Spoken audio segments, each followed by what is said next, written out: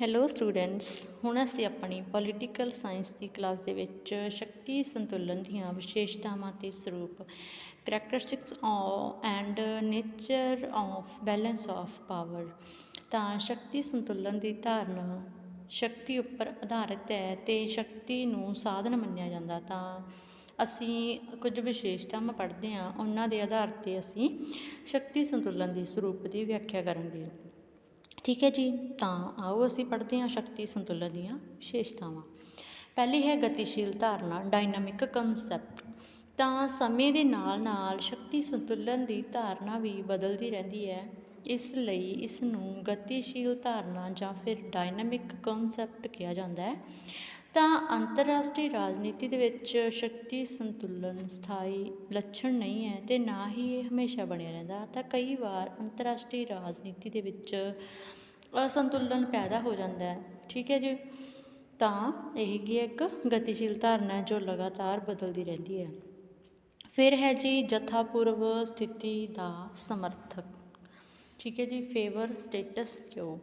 ਤਾਂ ਸ਼ਕਤੀ ਸੰਤੁਲਨ ਅਕਸਰ ਜਥਾਪੂਰਵ ਸਥਿਤੀ ਦੇ ਅਨੁਕੂਲ ਨਹੀਂ ਹੁੰਦਾ। ਇਹ ਪਰ ਪ੍ਰਭਾਵਸ਼ਾਲੀ ਬਣਨ ਲਈ ਸ਼ਕਤੀ ਸੰਤੁਲਨ ਦੀ ਨੀਤੀ ਨੂੰ ਪਰਿਵਰਤਨਸ਼ੀਲ ਹੋਣਾ ਚਾਹੀਦਾ ਹੈ। ਠੀਕ ਹੈ ਜੀ, ਤਾਂ ਜਿਹੜੀ ਇਹ ਨੀਤੀ ਹੈਗੀ ਇਹ ਪਰਿਵਰਤਨਸ਼ੀਲ ਹੋਣੀ ਚਾਹੀਦੀ ਹੈਗੀ। ਅੱਗੇ ਹੈ ਸ਼ਕਤੀ ਸੰਤੁਲਨ ਜੰਗ ਨੂੰ ਰੋਕਣ ਦਾ ਸਾਧਨ ਨਹੀਂ ਹੈ। Balance of power is not medium to prevent ਪਾਰਸ ਵਾਰ। ਠੀਕ ਹੈ ਜੀ, ਤਾਂ ਸ਼ਕਤੀ ਸੰਤੁਲਨ ਆ ਜਿਹੜਾ ਸੰਤੁਲਨ ਯੁੱਧ ਨੂੰ ਰੋਕਣ ਦਾ ਸਾਧਨ ਨਹੀਂ ਹੈ। ਇਸ ਦਾ ਉਦੇਸ਼ ਤਾਂ ਦੇਸ਼ਾਂ ਦੀ ਪ੍ਰਭੂਸੱਤਾ ਅਤੇ ਸੁਤੰਤਰਤਾ ਨੂੰ ਕਾਇਮ ਰੱਖਣਾ ਗਾ। ਤਾਂ ਇਸ ਦਾ ਭਾਵ ਇਹ ਹੈ ਕਿ ਸ਼ਕਤੀ ਸੰਤੁਲਨ ਦੇ ਵਿੱਚ ਯੁੱਧ ਜ਼ਰੂਰ ਹੁੰਦਾ ਹੈ, ਪਰ ਇੰਨਾ ਜ਼ਰੂਰ ਹੁੰਦਾ ਕਿ ਸੁਤੰਤਰਤਾ ਕਾਇਮ ਰੱਖਣ ਦੇ ਲਈ ਦੇਸ਼ ਯੁੱਧ ਦਾ ਸਹਾਰਾ ਵੀ ਲੈ ਸਕਦੇ ਨੇ। ਠੀਕ ਹੈ ਜੀ, ਉਸ ਤੋਂ ਬਾਅਦ ਹੈ ਸਥਾਨਕ, ਖੇਤਰੀ ਅਤੇ ਵਿਸ਼ਵ ਵਿਆਪੀ ਸ਼ਕਤੀ ਸੰਤੁਲਨ, local, regional and world wide balance of power. ਤਾਂ ਭੂਗੋਲਿਕ ਆਧਾਰ 'ਤੇ ਸ਼ਕਤੀ ਸੰਤੁਲਨ ਦੀਆਂ 3 ਕਿਸਮਾਂ ਮੰਨੀਆਂ ਜਾਂਦੀਆਂ ਨੇ। ਸਥਾਨਕ ਸ਼ਕਤੀ ਸੰਤੁਲਨ ਪੱਧਰ ਉਹ ਹੈ ਜੋ ਸਥਾਨਕ ਪੱਧਰ 'ਤੇ ਹੋਵੇ, ਜਿਵੇਂ ਭਾਰਤ ਅਤੇ ਪਾਕਿਸਤਾਨ ਵਿਚਕਾਰ ਸ਼ਕਤੀ ਸੰਤੁਲਨ ਦਾ ਹੋਣਾ। ਠੀਕ ਹੈ ਜੀ, ਤਾਂ ਇਹ ਸਥਾਨਕ ਹੋ ਗਿਆ ਕਿ ਦੋਨੋਂ ਦੇਸ਼ ਆਪਸ ਦੇ ਵਿੱਚ ਨੇੜੇ ਨੇੜੇ ਨੇਗੇ ਹਨ। ਤਾਂ ਭਾਰਤ ਅਤੇ ਪਾਕਿਸਤਾਨ ਦੇ ਵਿੱਚ ਸ਼ਕਤੀ ਸੰਤੁਲਨ ਹੋਣਾ, ਤਾਂ ਇਹਨੂੰ ਅਸੀਂ ਕਹਾਂਗੇ ਸਥਾਨਕ ਸ਼ਕਤੀ ਸੰਤੁਲਨ। ਉਸ ਤੋਂ ਬਾਅਦ ਜੇਕਰ ਇਹ ਕਿਰਿਆ ਕਿਸੇ ਮਹਾਂਦੀਪ ਜਿਵੇਂ ਯੂਰਪ ਮਹਾਂਦੀਪ ਅਤੇ ਏਸ਼ੀਆ ਮਹਾਂਦੀਪ ਦੇ ਵਿਚਕਾਰ ਹੋਵੇ, ਠੀਕ ਹੈ ਜੀ, ਤਾਂ ਉਹਨੂੰ ਅਸੀਂ ਕਹਾਂਗੇ ਵੀ ਇਹਨਾਂ ਦੋਨਾਂ ਵਿਚਕਾਰ ਤਾਂ ਖੇਤਰੀ ਸ਼ਕਤੀ ਸੰਤੁਲਨ ਕਹਾਊਗਾ। ਠੀਕ ਹੈ ਜੀ, ਤਾਂ ਉਸ ਤੋਂ ਬਾਅਦ ਇਸ ਤਰ੍ਹਾਂ ਜੇਕਰ ਸਮੁੱਚੇ ਵਿਸ਼ਵ ਦੇ ਸਾਰੇ ਦੇਸ਼ ਹੀ ਸੰਤੁਲਨ ਕਾਇਮ ਕਰਨ ਦੇ ਲਈ ਆਪਸ ਦੇ ਵਿੱਚ ਸੰਧੀਆਂ ਸਮਝੌਤੇ ਕਰ ਲੈਣ, ਸੰਧੀਆਂ ਦੇ ਵਿੱਚ ਸ਼ਾਮਲ ਹੋ ਜਾਣ, ਤਾਂ ਇਹਨੂੰ ਅਸੀਂ ਵਿਸ਼ਵ ਵਿਆਪੀ ਜਾਂ ਫਿਰ world wide balance of power, ਵਿਸ਼ਵ ਵਿਆਪੀ ਸੰਤੁਲਨ ਕਹਾਂਗੇ। ਉਸ ਤੋਂ ਬਾਅਦ ਹੈ ਰਾਜਾਂ ਦੀ ਵੱਧ ਸੰਖਿਆ ਇੱਕ ਜ਼ਰੂਰੀ ਸ਼ਰਤ। ਠੀਕ ਹੈ ਜੀ, ਤਾਂ ਸ਼ਕਤੀ ਸੰਤੁਲਨ ਵਿਵਸਥਾ ਉਸ ਸਮੇਂ ਹੀ ਲਾਗੂ ਹੁੰਦੀ ਹੈ ਜਦੋਂ ਬਹੁਤ ਸਾਰੀਆਂ ਵੱਡੀਆਂ ਸ਼ਕਤੀਆਂ ਹੋਣ ਅਤੇ ਜਿਨ੍ਹਾਂ ਦੇ ਵਿੱਚ ਹਰ ਇੱਕ ਸ਼ਕਤੀ ਜਿਹੜੀ ਸ਼ਕਤੀ ਸੰਬੰਧਾਂ ਦੇ ਵਿੱਚ ਵਿਸ਼ੇਸ਼ ਸੰਤੁਲਨ ਬਣਾਈ ਰੱਖਣ ਦਾ ਇਰਾਦਾ ਰੱਖਦੀ ਹੋਵੇ। ਠੀਕ ਹੈ ਜੀ, ਤਾਂ ਇਹਦੇ ਵਿੱਚ ਕੀ ਹੈ ਵੀ ਰਾਜਾਂ ਦੀ ਸੰਖਿਆ ਜਿਹੜੀ ਹੈ ਉਹ ਵੱਧ ਹੋਣੀ ਜ਼ਰੂਰੀ ਹੈਗੀ। ਉਸ ਤੋਂ ਬਾਅਦ ਹੈ ਵੱਡੀਆਂ ਸ਼ਕਤੀਆਂ ਦਾ ਖੇਲ, ਗੇਮ ਆਫ ਬਿਗ ਪਾਵਰਸ। ਤਾਂ ਸ਼ਕਤੀ ਸੰਤੁਲਨ ਦੀ ਕਿਰਿਆ ਵਿੱਚ ਵੱਡੀਆਂ ਅਤੇ ਮਹਾਂਸ਼ਕਤੀਆਂ ਹੀ ਭਾਗ ਲੈਂਦੀਆਂ ਨੇ। ਛੋਟੇ ਦੇਸ਼ ਤਾਂ ਸਿਰਫ ਦਰਸ਼ਕ ਮਾਤਰ ਹੀ ਹੁੰਦੇ ਆ। ਠੀਕ ਹੈ ਜੀ, ਤਾਂ ਜਿਵੇਂ ਵੱਡੇ ਵੱਡੇ ਦੇਸ਼ ਹੋ ਗਏ, ਜਿਵੇਂ ਪਹਿਲਾਂ ਰਸ਼ੀਆ ਸੀਗਾ ਅਤੇ ਅਮੈਰੀਕਾ ਸੀਗਾ, ਹੈ ਨਾ, ਇਹ ਦੋਨੇ ਵੱਡੀਆਂ ਸ਼ਕਤੀਆਂ ਸੀਗੀਆਂ। ਤਾਂ ਇਹ ਵੱਡੀਆਂ ਸ਼ਕਤੀਆਂ ਜਾਂ ਫਿਰ ਜਿਹੜੀਆਂ ਮਹਾਂਸ਼ਕਤੀਆਂ ਨੇ ਉਹੀ ਬੈਲੈਂਸ ਆਫ ਪਾਵਰ ਦੇ ਵਿੱਚ ਜ਼ਿਆਦਾਤਰ ਭਾਗ ਲੈਂਦੀਆਂ ਨੇ। ਤਾਂ ਛੋਟੇ ਦੇਸ਼ ਤਾਂ ਸਿਰਫ ਦਰਸ਼ਕ ਮਾਤਰ ਹੀ ਹੁੰਦੇ ਆ, ਇਹਨਾਂ ਨੂੰ ਦੇਖਦੇ ਨੇ। ਤਾਂ ਛੋਟੇ ਦੇਸ਼ ਜਦੋਂ ਤੱਕ ਆਪਣੇ ਆਪ ਨੂੰ ਸੰਗਠਿਤ ਨਹੀਂ ਕਰਦੇ, ਉਹਨਾਂ ਦੇ ਕੋਲ ਜਿਹੜੀ ਸ਼ਕਤੀ ਆ ਉਹ ਨਹੀਂ ਹੁੰਦੀ ਹੈਗੀ। ਠੀਕ ਹੈ, ਤਾਂ ਅਸਲ ਦੇ ਵਿੱਚ ਵੱਡੀਆਂ ਸ਼ਕਤੀਆਂ ਆਪਣੀ ਸ਼ਕਤੀ ਨੂੰ ਕਾਇਮ ਰੱਖਣ ਦੇ ਲਈ, ਆਪਣੀ ਸ਼ਕਤੀ ਨੂੰ ਬਣਾਈ ਰੱਖਣ ਦੇ ਲਈ ਹਰ ਸੰਭਵ ਯਤਨ ਕਰਦੀਆਂ ਨੇ, ਹਰ ਕੋਸ਼ਿਸ਼ ਕਰਦੀਆਂ ਨੇ।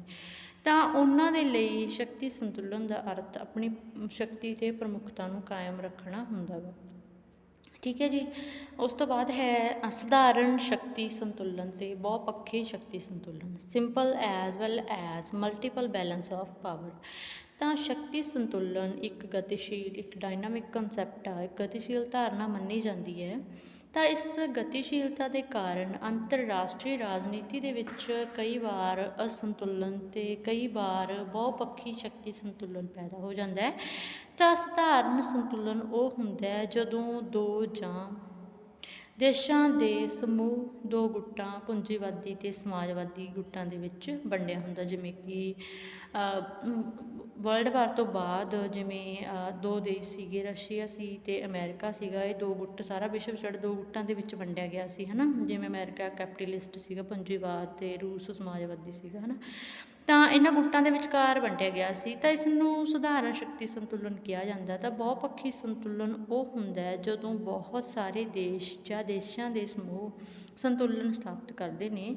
ਤਾਂ ਉਸ ਸਮੇਂ ਸਧਾਰਨ ਸ਼ਕਤੀ ਸੰਤੁਲਨ ਬਹੁਪੱਖੀ ਸ਼ਕਤੀ ਸੰਤੁਲਨ ਦੇ ਵਿੱਚ ਬਦਲ ਜਾਂਦਾ ਗਾ। ਠੀਕ ਹੈ ਜੀ। ਉਸ ਤੋਂ ਬਾਅਦ ਹੈ ਸਥਿਰ ਅਤੇ ਗਤੀਸ਼ੀਲ ਸੰਤੁਲਨ, ਤਾਂ static and dynamic balance of power. ਤਾਂ ਸਥਿਰ ਸੰਤੁਲਨ ਉਹ ਸੰਤੁਲਨ ਹੁੰਦਾ ਹੈ ਜਦੋਂ ਸਰਕਾਰਾਂ ਇੱਕ ਦੂਜੇ ਦੇ ਸੰਪਰਕ ਦੇ ਵਿੱਚ ਸਹਿਯੋਗ ਦੀ ਹਾਲਤ ਦੇ ਵਿੱਚ ਹੋਣ। ਠੀਕ ਹੈ ਜੀ। ਸਰਕਾਰਾਂ ਜਿਹੜੀਆਂ ਨੇ ਇੱਕ ਦੂਜੇ ਦੇ ਸੰਪਰਕ ਦੇ ਵਿੱਚ ਹੋਣ ਅਤੇ ਸਹਿਯੋਗ ਦੀ ਹਾਲਤ ਦੇ ਵਿੱਚ ਹੋਣ। ਤਾਂ ਗਤੀਸ਼ੀਲ ਸੰਤੁਲਨ ਉਹਨਾਂ ਨੀਤੀਆਂ ਦੀਆਂ ਵਿਸ਼ੇਸ਼ਤਾਵਾਂ ਨੂੰ ਪ੍ਰਗਟ ਕਰਦਾ ਹੈਗਾ ਜੋ ਕਿ ਸੰਤੁਲਨ ਨੂੰ ਕਾਇਮ ਕਰਨ ਦੇ ਲਈ ਸਰਕਾਰਾਂ ਦੇ ਦੁਆਰਾ ਅਪਣਾਈਆਂ ਜਾਂਦੀਆਂ ਨੇ।